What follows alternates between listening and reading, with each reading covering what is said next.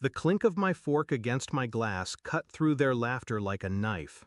3 sentences, I said, keeping my voice level. By the second, my mother's face had gone pale. It's funny, when you're born into a family that measures love by usefulness, invisibility becomes your second skin.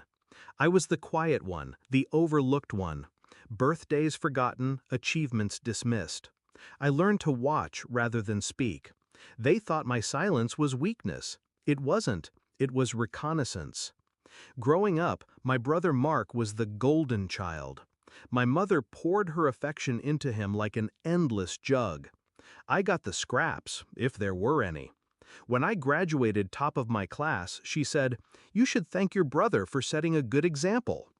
That was the day I realized no matter what I did, I'd never be more than an accessory in their lives. But I also realized something else. If they didn't notice me, they wouldn't notice what I was doing. The turning point came 2 years ago, at my father's funeral. I stood off to the side while Mark shook hands with every business contact Dad ever had. My mother stayed glued to her phone, already talking about selling the dead-weight properties. One of Dad's old friends, a man named Reynolds, pulled me aside. "Your father left a few things, sensitive things. You're the only one I trust with them." In that folder was the blueprint for my revenge. Bank records, quiet investments, deeds, and more importantly, the passwords. Dad had kept a substantial portfolio in my name. My mother and brother didn't know. They thought I had nothing. For months, I played my role, the forgotten one. Mark bragged about the business deals he made. What he didn't know was that the anonymous investor keeping his company afloat was me, and I owned 51% of it. My mother sold off properties for cheap. Every buyer? Shell companies I controlled. She thought she was cutting me out. In reality, she was handing me the city block brick by brick. Tonight's dinner was supposed to be a family meeting. Translation, they wanted to lecture me about pulling my weight and not embarrassing the family. Halfway through Mark's monologue about how important he was, I set my fork down.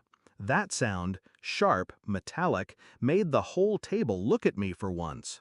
3 sentences, I said. They smirked, thinking I was about to apologize. First sentence, "Mark, as of this morning, I sold my controlling interest in your company to your competitor." His laugh died halfway. He blinked like he didn't understand English. Second sentence, "Mom, those properties you sold for pennies? The buyer was me, and they're now worth 5 times as much."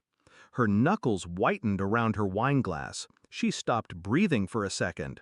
Third sentence, "And just so we're clear, you'll both be receiving formal eviction notices by Friday." Mark shot to his feet, spitting curses. My mother's voice cracked into a shrill pitch.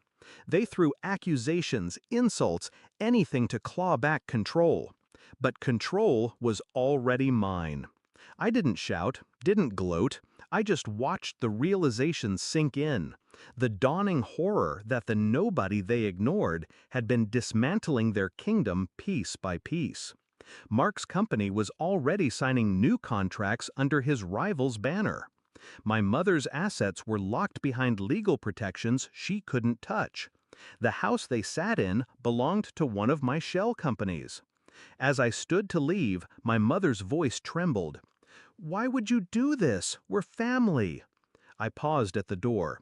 "You're right. We are family. That's why I let you keep the cars." I walked out into the cool night air, the city humming with life around me. For the first time, I didn't feel invisible. I felt inevitable. They'll spin their stories, paint me as the villain. That's fine. Villains don't need permission to win. They taught me I didn't matter. Now they live in a world I own. And I'll be honest, being a nobody is the perfect cover to become someone unstoppable.